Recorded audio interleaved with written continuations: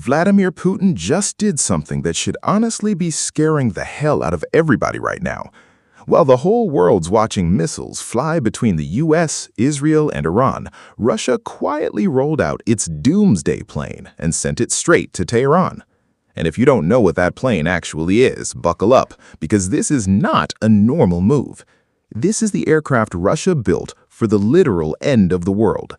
We're talking about the Tu-14, and this thing is basically a flying government. It's built for one purpose only, to keep the country running when everything else on the ground has been wiped out.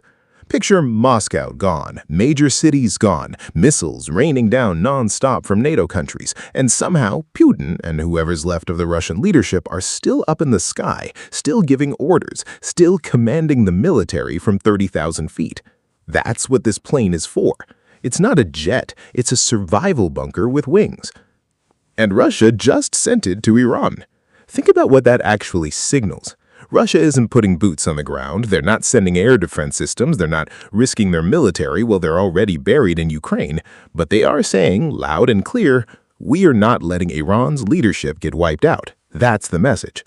If Israel and the US launch the next wave of strikes, and it's as brutal as everyone thinks it's going to be, Russia wants Iran's top leaders alive in the air, protected, so the country doesn't collapse completely. Now here's where it gets even messier, because right in the middle of all this, Trump goes on camera and tells the American people the US is about to take control of the Strait of Hormuz, straight up says it. And not just control it, but start charging a 20% fee on every ship that passes through. He's out there saying, look, we used to guard this thing for free, now we're going to get paid for it. Sounds great on paper, except nobody, and I mean nobody, has any idea who's actually supposed to be paying that fee. There's no deal, no confirmation, nothing. And that's the problem right now. People are done buying what Trump's selling. 2 weeks ago, it was the strait is open, peace is coming, this war is basically over. Now, suddenly it's I've got 1,000 missiles ready, we already fired 150 last night. The story keeps flipping, and the markets are noticing. South Korea's stock market dropped close to 9%. India's markets went red too. When global money starts panicking like that, you know people aren't buying the confidence anymore. So here's the real picture forming. Netanyahu is gearing up for a massive next strike on Iran. Russia isn't going to fight that battle for them, but they are making sure Iran's leadership doesn't get wiped out in the process.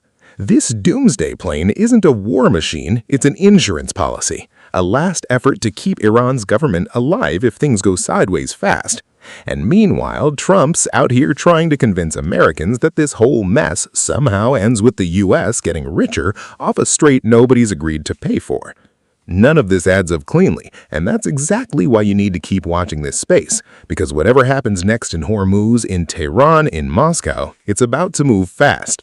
Stick around, because the next update on this could drop within hours, and trust me, you don't want to miss where this goes.